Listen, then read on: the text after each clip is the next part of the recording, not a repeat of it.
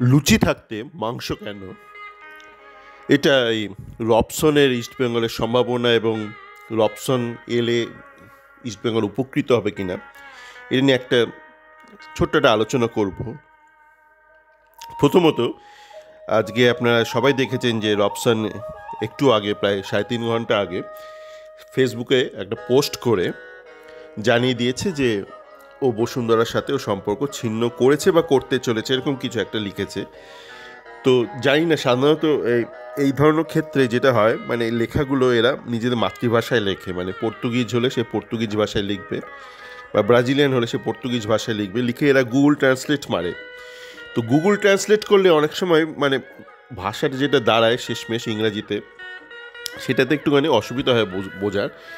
তো মোটামুটি যেটা মনে হচ্ছে, ওর কন্ট্রাক্টটা এই মুহূর্তে মানে ও শেষ করতে চলেছে। মানে ওই আমরা যেটা সম্ভাবনার একটা কথা বলেছিলাম যে ব্যাক ডেটে সম্ভব কিনা, মানে অগাস্ট 31 তারিখের তারিখ দেখিয়ে সম্ভব কিনা, ওইটা সম্ভাবনা এই মুহূর্তে ক্ষীণ মনে হচ্ছে, অন্তত ওর লেখা পড়ে যেটা মনে হচ্ছে। এবার ও তো আর শেক্সপিয়ার নয়, বা মানিক বন্দ্যোপাধ্যায় নয়, বা রবীন্দ্রনাথও নয় যে ওর লেখার থেকে ওর মনের ভাব আমরা বুঝে ফেলবো।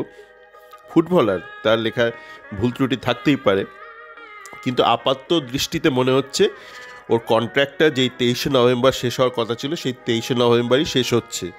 সে তার পেছনে একাধিক কারণ থাকতে পারে। সবচেয়ে বড় কারণ, এটা অফিসিয়ালি যদি করতে হয়, একদম লেজিটিমেটলি করতে হয় সততার সাথে, তাহলে এটা 23শে নভেম্বরই শেষ হওয়ার কথা।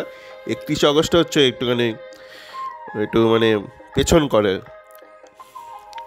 একটু আইনকে একটু বুড়ো আঙুল দেখানো।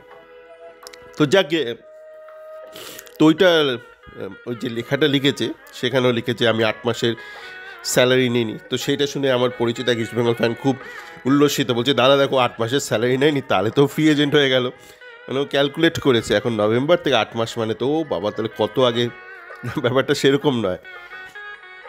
আপনার চুক্তিপত্রে বিভিন্ন টার্মস থাকে, কোন কোন ক্ষেত্রে আপনি লিভ উইদাউট পে নিতে পারেন বা আপনাকে পেমেন্ট দেওয়া হবে না, সেটার সাথে আপনার যে কন্ট্রাক্ট কবে শেষ হচ্ছে কোনো সম্পর্ক নেই।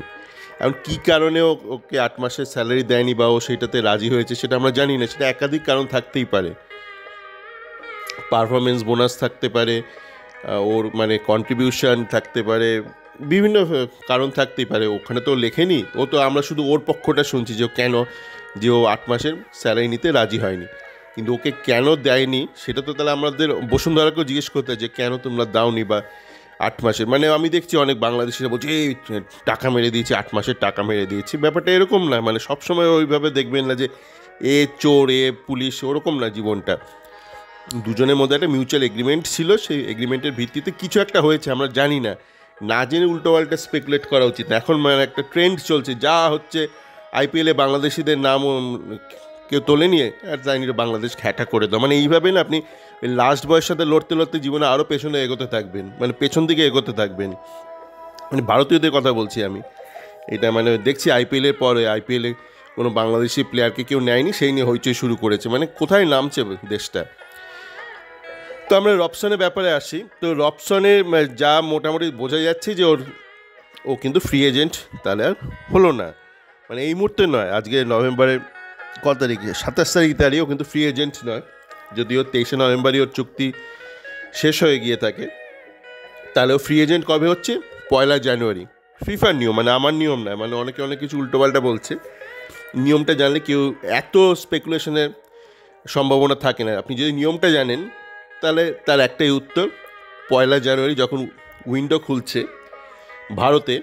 উইন্ডো সবসময় মনে রাখবেন ইনকামিং উইন্ডো বা রেজিস্ট্রেশন, মানে আপনি কাকে রেজিস্ট্রেশন করতে পারেন, আউটগোয়িং উইন্ডো কিন্তু নয় যে যত উইন্ডো দেওয়া থাকে। আমাকে একজন জিজ্ঞেস করেছিল আমার পুরনো কোনো একটা অডিওতে, বাংলাদেশের উইন্ডোগুলো কি আলাদা? আমি দেখলাম হ্যাঁ, ফিফার ওয়েবসাইটে গিয়ে দেখলাম বাংলাদেশের উইন্ডোটা 1 মাস পর শুরু হচ্ছে। মানে ভারতে তো 1 জানুয়ারি, বাংলাদেশে ফেব্রুয়ারিতে শুরু হচ্ছে। আপনার ফিফাতে ওয়েবসাইটে গিয়ে দেখে নিতে পারেন, মানে এটা আমার মনের কথা নয়, মানে ফিফার ওয়েবসাইটে লেখা আছে। এবার আসা যাক লুচি থাকতে মাংস কেন আমি বলছি। আমরা অনেকেই ভাবি যে বাড়িতে তো লুচি হয়েছে, গরম গরম লুচি, তা আলু ভাজা দিয়ে খেয়ে নেওয়া যেতে পারে, বা বেগুন ভাজা হলে তো খুবই ভালো। এবার আমি যদি বলি এটির সাথে একটু মাংস, গরম মাংস, আপনি কি বললেন আমি বড়লোকের ব্যাটা?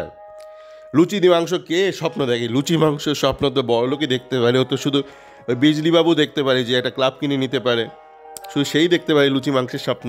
আমরা গরিব, আমাদের অস্তিত্ব বজায় আছে, আমরা নিজেদের বিক্রি করিনি, কিন্তু আমরা তো গরিব, তাই আমরা লুচি আলু ভাজা খাবো বড় জোর, বা তো একটু চিনি দিয়ে খাবো, লুচি চিনি। মানে এরকম ইসমাইল ফ্যানদের এরকম একটা মানসিকতা হয়ে গেছে অনেকের, যে লুচি চিনি দিয়ে খাবো, লুচি দিয়ে মাংস কেন খাবো?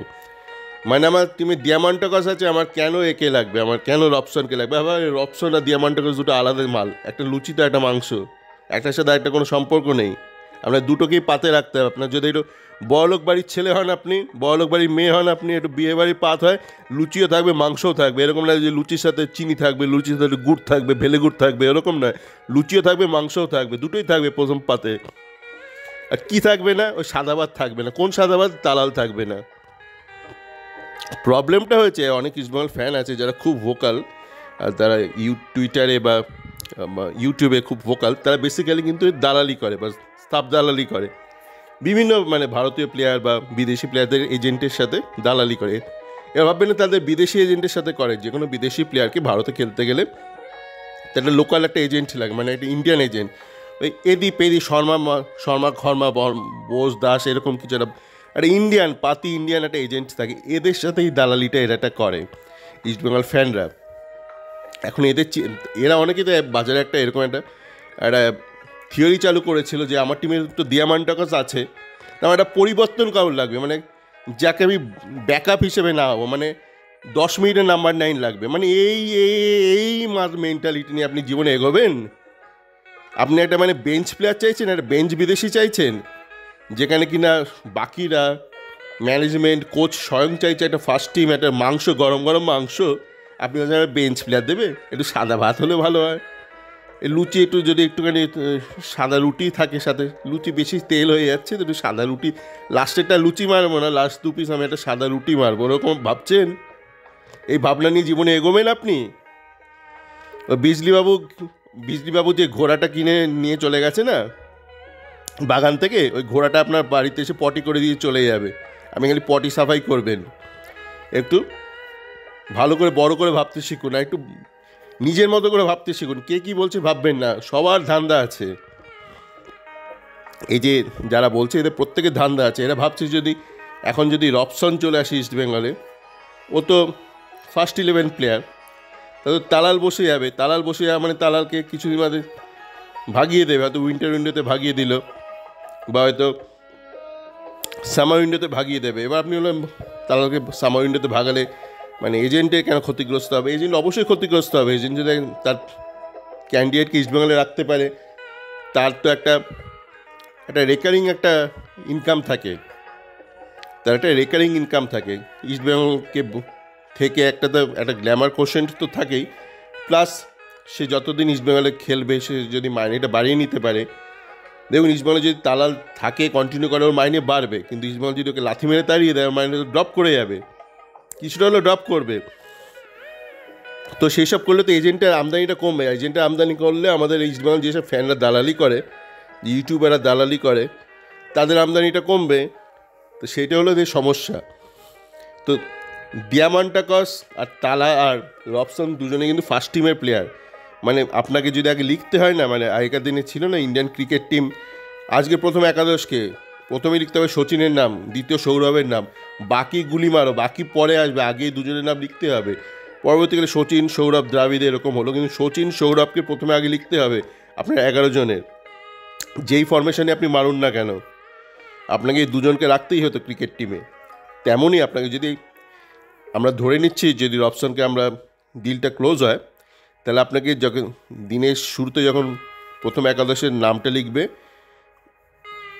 প্রথমে শুরু করবে রবসন, দ্বিতীয় হচ্ছে দিয়ামান্টাকাস খেলে হচ্ছে আপনার উইং দিয়ে অপারেট করে, কিন্তু ভেতরে কাট করে ঢুকে পড়তে পারে, মানে 10 এবং উইং দুটো এই জোনটা দারুণ অপারেট করে এবং ভীষণ ইম্প্যাক্টফুল প্লেয়ার। আমি আমার চ্যাট ফোরামে লিখলাম যে একটু যদি স্বপ্নটাকে ছোট্ট করে একটু পুরোনো দিনে চলে যান, একটা ক্লাব ছিল মোহনবাগান বলে একটা ক্লাব ছিল, মানে বিক্রি বাট্টার আগে একটা ক্লাব ছিল মোহনবাগান, তো তাদের একটা প্লেয়ার ছিল সনি নডে, তারও আগে একটা প্লেয়ার ছিল ব্যারেটো। তো এই দুটো প্লেয়ারই যেইভাবে পজিশনে খেলতো, যেইভাবে খেলতো, একটা ইম্প্যাক্ট রাখতো এবং যেই পজিশন থেকে অপারেট করতো, রবসন ঠিক সেরকমই, কিন্তু রবসন একটু হায়ার স্কেলের প্লেয়ার, মানে ওরা ছিল আই লিগের মানের প্লেয়ার, সনি নডে আর ব্যারেটো, আর রবসন হলো আপনার আইএসএলের মানের প্লেয়ার। ভীষণ ইম্প্যাক্টফুল, আপনি নিজেই যান, আপনি এফসির ম্যাচগুলো দেখুন। এই তো দেখলেন কিছুদিন আগে ইস্টবেঙ্গল হ্যাটা করলো বসুন্ধরা কিংসকে, একই বসুন্ধরা কিংস, শুধু তাদের মিগুয়েল ছিল আর ডিফেন্সে ছিল ওই উজবেক ডিফেন্ডারটা, যে এখন উজবেকিস্তানে চলে গেছে, যাকে নিয়ে আমরা কিছুদিন আগে দেখলাম, একটা আলোচনাও করলাম। আর ছিল রবসন ছিল। মোহনবাগান দাঁড়াতে পারছিল না, super giant, Mohun Bagan super giant যে বিজলি বাবুর কোম্পানিটা, সেটা দাঁড়াতে পারছিল না, উড়িষ্যাও দাঁড়াতে পারছিল না।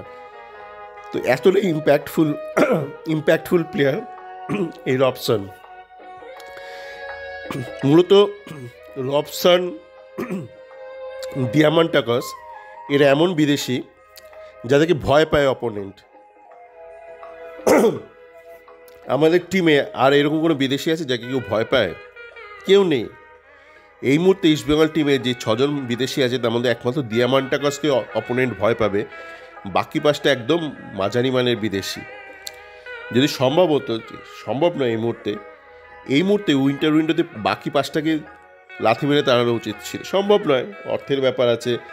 এই উইন্টার উইন্ডোতে চট করে আপনি পাবেনও না ভালো ফ্রি এজেন্ট। ওই বলেছিলাম ওই এক্স সোভিয়েত ইউনিয়ন দেশগুলোতেই শুধু ডিসেম্বরে লিগ শেষ হয়, শুধু সেখানেই আপনি ফ্রি এজেন্টগুলো পাবেন। তা আপনি দুম করে তো অতগুলো পাবেনও না। তার মধ্যে ধরুন এই ছেলেটাকে যদিও পারেন আপনি, সেন্টার ব্যাকটাকে, ওরও কন্ট্রাক্ট শেষ হচ্ছে আমরা দেখলাম, সে না এসে মানিয়ে নেবে, কেন সে বাংলাদেশে খেলে গেছে। কিন্তু বাকিরা এসে চট করে 2-3 সপ্তাহের মধ্যে একটা অন্য পরিবেশ, অন্য আবহাওয়ার সাথে মানিয়ে নেবে, কেউ তো মানে ম্যাজিশিয়ান নয়। তো আর অর্থের ব্যাপারটা তো আছেই, দুম করে অতটা অর্থ জানি না, মানে যদি জোগাড় করতে পারে তো খুবই ভালো। আমি বলবো যদি আইডিয়াল সিনারিও, মানে একদম বেস্ট পসিবল সিনারিওতে বাকি 5টাকেই তাড়ানো উচিত। বাকি 5টা না হলেও আপনার প্রথম একাদশে তো 4টে প্লেয়ার খেলে, প্রথম একাদশে তো 6টা খেলে না। তো প্রথম একাদশের একটা প্লেয়ার তো আপনার ডিয়ামান্টাকাস, বাকি 3টে, অন্তত 3টে রিপ্লেসমেন্ট আপনার দরকার। কিন্তু টেকনিক্যালি যদি আপনাকে ফার্স্ট 11-এ 4টে বিদেশিকে একদম টপ ক্লাস এনশিওর করতে হয়, তো দেখা যাক কী হয়। আর এই ব্যাপারটা নিয়ে একটু আলোচনা করলাম, কেননা আমি দেখছি এই রবসনটাকে অনেকে সাদাবাদ বানিয়ে দিয়েছে, যে রবসনকে কেন দরকার, আমাদের ডিয়ামান্টাকাস আছে। ডিয়ামান্টাকাস সাথে তো রবসনের কিন্তু কোনো সম্পর্ক নেই, একটা লুচি তো একটা মাংস। সবাই ভালো থাকবেন।